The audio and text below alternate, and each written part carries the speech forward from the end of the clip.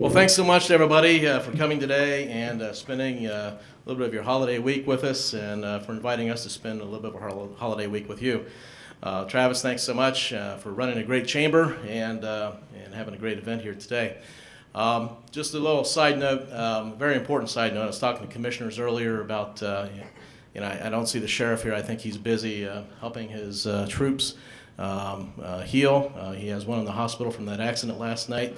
Apparently going under surgery this morning or today, if I got that right, imminently, if not already. Apparently he'll be okay, but serious injuries, very serious injuries. So everybody remember Deputy Lyle Campbell in your prayers, your thoughts and prayers this week, certainly, and his family, as well as the other folks injured in that accident last night. You know, it's just hard to imagine. That Deputy Campbell last night was helping two accidents, apparently, at the same intersection. Responded to one, was helping those folks, and then there was another one across Route 33, and he ran across the highway to help them, and of course things unfolded in a bad way, unfortunately. But certainly these men and women who protect our highways, protect us on our highways. If you can imagine, as you do business going to Columbus or anywhere else on the highway, and I think about this every day, the 32 miles I drive from my house to the State House, it would be the wild, wild west.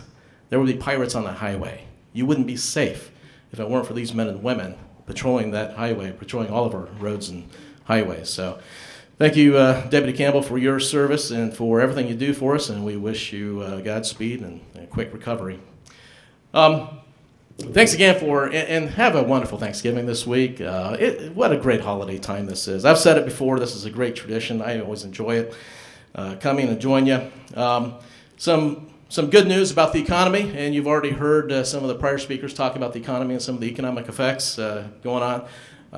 And I know that we're not there yet. The economy for a lot of us is still struggling along, trying to make sales, trying to make production, and ship our products or services out the door so that we can make a living for our families, but things are looking good. Last week, Job and Family Services just came out with the October report at 4.4% unemployment. 4.4% unemployment. And once again, we're beating the nation by over 0.5% at that rate, and that's a very good sign. We produced in October 36,300 new private sector jobs, according to the governor's office, and that puts us behind as number 3 in the country, behind only California and Florida. California is 3.5 times the size of Ohio, and we're right there with them in the top 3. Florida is about 2 times, 1.5 to 2 times the size of Ohio, but we're right there with them producing new jobs in this state. And that's a great testament not only to the legislature, of course, right, Troy? But also our governor, who is working very, very hard to contain, state government contain expenses, make sure that we have a good business-like attitude toward our business community and toward jobs in this state and bringing jobs and new companies in this state. In 2014, over 93,000 businesses established themselves with the Ohio Secretary of State, John Huston's office. Almost 94,000. That was a record. That was a record for Ohio. And it beat the previous year, 2013, as well. And that year was a record, too. So I think a lot of this is attributed also to effective tax policy. Senator Balderson talked about the budget that we passed in June and the good things in that budget to help business grow in this state. And I think certainly among that, top in that category would be the $1.9 billion income tax cuts to individuals and small businesses that we all work together on, the governor's office, the state senate, the House of Representatives, to make sure we're doing everything we can to put money back in your pockets so that you can spend it on your companies, on your families, wherever you think you need to, and not have government spend that money. And I know time is running short, I don't want to go into a whole lot of detail on the budget policy, but just to say that we got your back, ladies and gentlemen in the business community. We want to make sure that we're doing everything we can, and part of that is also keeping the lines of communication open. Don't ever hesitate. If you have an idea or you have an issue, please let us know. And we'll continue to make this economy roar in the country and make Ohio that oasis in the Midwest and the entire country that we know it can be. A couple of initiatives I'm working on, just to give you an update from the Schaffer office. We introduced House Bill 384, which, and this is going to be interesting, authorizes performance audits, requires performance audits among our state universities. This idea came to us from State Auditor Dave Yost, and it dovetailed well with some concerns I've had expressed to me by faculty across the state in the past. We've had even credible stories that we have senior faculty at some universities, state universities, teaching one course, earning 6 figures to teach one course a year. And that's not one course a semester. I even clarified that. Are you talking about one course a semester? No, one course, or for 2 semesters? No, one course a year. That's just not right. We can't afford that. Our kids and our families cannot afford to pay the tuition to sustain that kind of expenditure. So I think the performance audits for state universities will reveal that kind of thing. It's not a mandate in terms of you will do these things. It just simply will enlighten our board of trustees and our our university presidents as to some things that might be out of line with typical universities across the country. And that's what performance audits do. And I look forward to working on that piece of legislation. Working on that as a joint sponsor with Mike Duffy, Representative Duffy out of Worthington. He chairs the Higher Education Subcommittee on our Finance Committee in the House, and he's the right guy to help with that piece of legislation. Another one is, you may have heard of this, is drug testing for one of our public services benefits, Ohio Works First. And you've heard me talk about this before in past years, and if you know me well, you know that I don't carry legislation because it's easy or because we can get a quick victory and brag about that. I do it because it's the right thing to do. What we've discovered in passing this legislation in the Senate before and working on it is that there are families with kids out there who we as taxpayers are giving money to, and the kids are not seeing the money. Who knows how many? Could be hundreds, could be thousands. We don't know. We know how much we're paying out, we know to how many recipients, but we don't know. What we don't know, and we can't tell, is we can't get in those homes and tell whether that money is finding its way to the kids and those families. But we do know that it's happening, that it's not. That the money, in many cases, is going down the street to the drug dealers.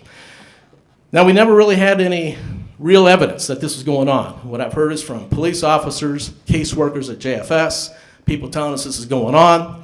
They're finding all kinds of benefit cards in the drug houses when they're busted. Until this year.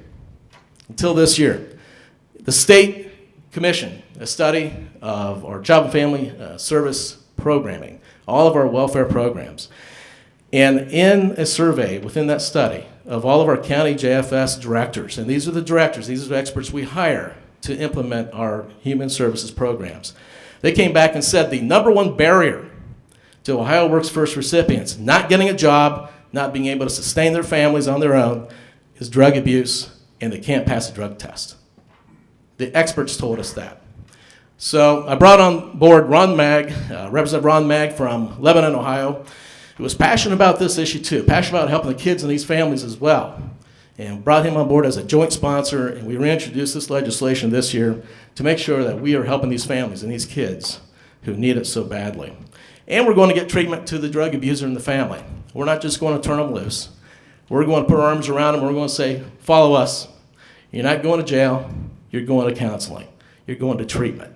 We can't just give money to these families and give it to the kids and get a shirt on their backs and shoes on their feet today and then turn them loose and not know what's going to happen tomorrow. So we're going to make sure that family gets counseling, gets the help they need, as well as the money they need. A couple of other pieces of legislation I'm working on. And Senator Balderson, great to hear you talking about another piece of the code that needs fixed for sexual predators. That's a great idea. I look forward to helping you on the House side once you pass that out of the Senate. We're doing a couple things on the House side on sexual predators as well. We have in fact, I want to give credit to Congressman Stivers.